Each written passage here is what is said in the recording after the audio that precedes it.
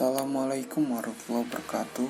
Seperti yang kita tahu bahwa setiap pemimpin memiliki jenis kepemimpinan dan gaya kepemimpinannya masing-masing, sehingga kita tidak bisa menyamaratakan seorang pemimpin dengan pemimpin lainnya.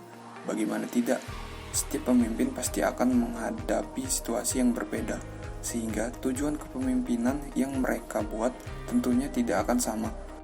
Banyak dari kita yang berusaha untuk memahami bagaimana caranya menjalankan kepemimpinan yang baik dengan membaca beberapa artikel atau materi-materi kepemimpinan untuk memaksimalkan fungsi kepemimpinan tersebut. Maka para pemimpin perlu memilih teori kepemimpinan yang tepat untuk diaplikasikan dalam organisasinya, yang tentunya pemimpin tersebut harus sangat memahami kepribadian dirinya sendiri dan juga kondisi lingkungan yang dirinya pimpin. Jadi, apa sih yang dimaksud dengan teori kepemimpinan dan apa saja teori kepemimpinan yang perlu kita ketahui? Untuk menjawab pertanyaan tersebut, izinkan kami dari kelompok 9 yang beranggotakan Diva Restu Prabowo, Wanda Hamidah, Elwan Effendi, Rizka Gusti Rahmani, Sinski Natasha, Ahmad Nurholis, dan Zulkarnain untuk membawakan materi teori-teori keterkaitan kepemimpinan pada mata kuliah leadership dengan dosen pengampu Ibu Kumala Hayati SEMSI. Ada 5 submateri yang akan kami bahas, yaitu yang pertama, Leader Member Exchange Theory atau LMX Theory. Yang kedua, model keputusan normatif. Yang ketiga, model kepemimpinan situasional. Yang keempat, model kontingensi.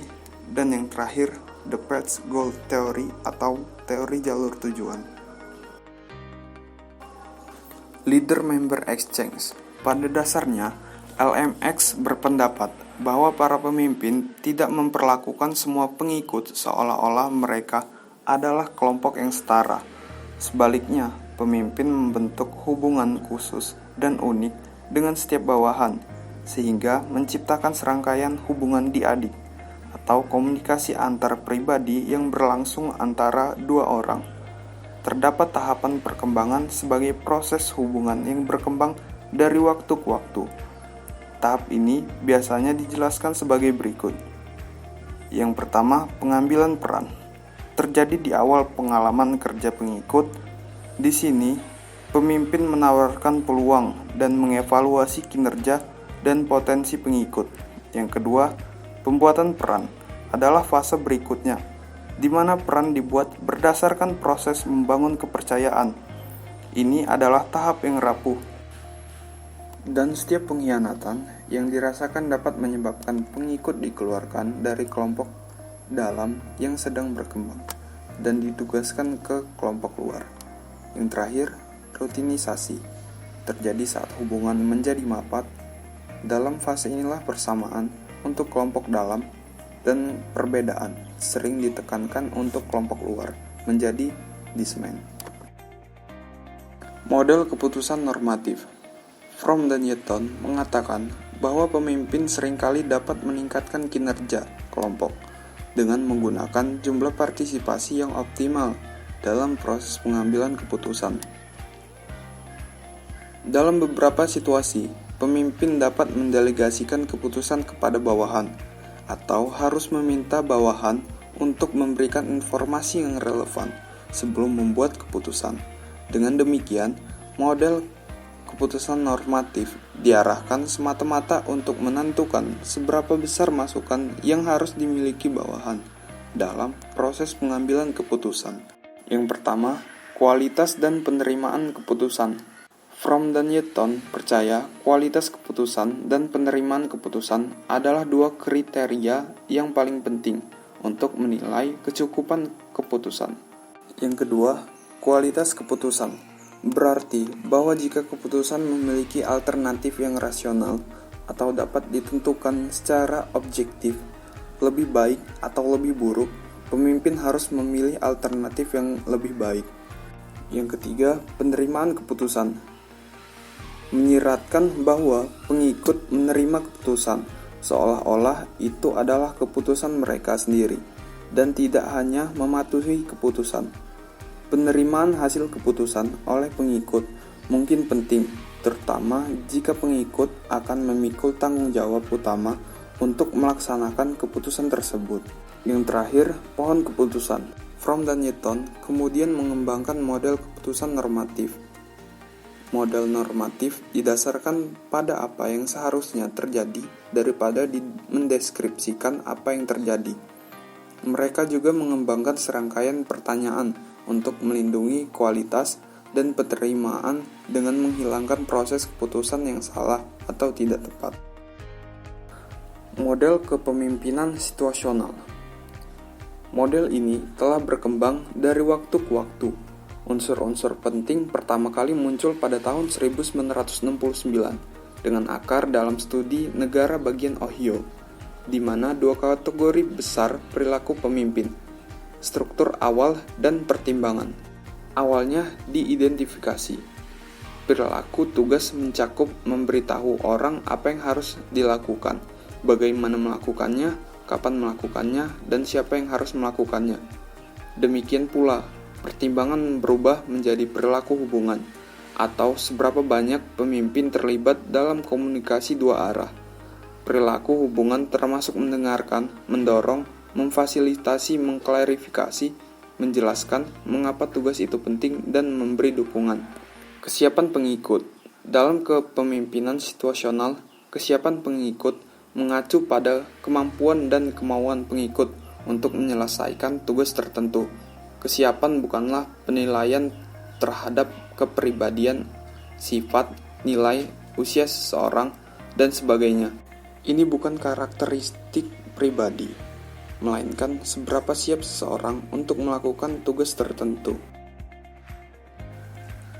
Model kepemimpinan kontingensi Fiedler mungkin adalah teori kontingensi yang paling awal dan yang paling terkenal, dan sering dianggap oleh siswa sebagai kebalikan dari SLT. SLT menekankan fleksibilitas dalam perilaku pemimpin, sedangkan model kontingensi menyatakan bahwa pemimpin jauh lebih konsisten dan akibatnya kurang fleksibel dalam perilaku mereka. Teori kepemimpinan situasional menyatakan bahwa pemimpin yang dengan benar mendasarkan perilaku mereka pada kedewasaan pengikut akan lebih efektif. Sedangkan model kontingensi menunjukkan bahwa efektivitas pemimpin terutama ditentukan dengan memilih jenis pemimpin yang tepat untuk situasi tertentu, atau mengubah situasi agar sesuai dengan pemimpin tertentu. Untuk memahami teori kontingensi, pertama-tama kita perlu melihat karakteristik kritis dari pemimpin dan kemudian pada aspek kritis dari situasi tersebut. Yang pertama, skala rekan kerja paling tidak diutamakan. Skala tersebut menginstruksikan seorang pemimpin untuk memikirkan individu tunggal dengan siapa dia memiliki kesulitan terbesar, dan kemudian untuk mendeskripsikan individu tersebut dalam istilah serangkaian kata sifat bipolar. Peringkat tersebut kemudian diubah menjadi skor numerik. Situational favorability. Variabel penting lainnya dalam model kontingensi adalah kesukaan situasional, yaitu jumlah kontrol yang dimiliki pemimpin terhadap pengikut. Semakin besar kontrol yang dimiliki seorang pemimpin atas pengikut, semakin menguntungkan situasinya, setidaknya dari sudut pandang pemimpin. Yang terakhir, hubungan pemimpin dengan anggota. Hubungan antara pemimpin dan bawahan menjelaskan sampai sejauh mana pemimpin itu dipercaya dan disukai oleh bawahan, dan kemauan bawahan untuk mengikuti petunjuk pemimpin. The Path Goal Theory atau teori jalur tujuan. Teori jalur tujuan menggunakan asumsi dasar yang sama dengan teori harapan. Pada tingkat yang paling mendasar, pemimpin yang efektif akan memberikan atau memastikan ketersediaan penghargaan yang berharga bagi pengikut, dan kemudian membantu mereka menemukan cara terbaik untuk sampai ke sana. Dengan kata lain, tindakan pemimpin harus memperkuat keyakinan pengikut bahwa jika mereka mengerahkan upaya tingkat tertentu, mereka akan lebih mungkin untuk menyelesaikan tugas. Dan jika mereka menyelesaikan tugas, mereka akan lebih mungkin untuk mencapai beberapa hasil yang berharga. Pat Goal Theory juga mengatakan bahwa kepuasan kerja dan kinerja tergantung pada ekspektasi bawahan. Kepuasan dan kinerja bawahan bergantung pada leadership behavior dan leadership style.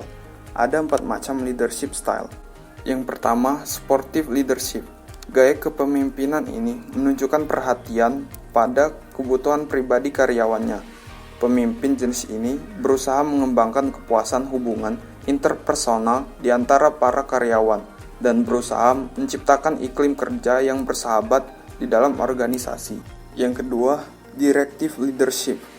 Pemimpin yang memberikan bimbingan khusus pada karyawannya dengan menetapkan standar kinerja, mengkoordinasi kinerja, dan meminta karyawan untuk mengikuti aturan-aturan organisasi. Yang ketiga, achievement-oriented leadership. Pemimpin yang menetapkan tujuan yang menantang pada bawahannya dan meminta bawahan untuk mencapai level performance yang tinggi. Yang keempat, participant leadership. Pemimpin yang menerima saran-saran dan nasihat-nasihat bawahan dan menggunakan informasi tersebut dalam pengambilan keputusan organisasi. Itulah presentasi dari kami. Apabila ada kekurangan, kami mohon maaf. Kami akhiri. Wassalamualaikum warahmatullahi wabarakatuh.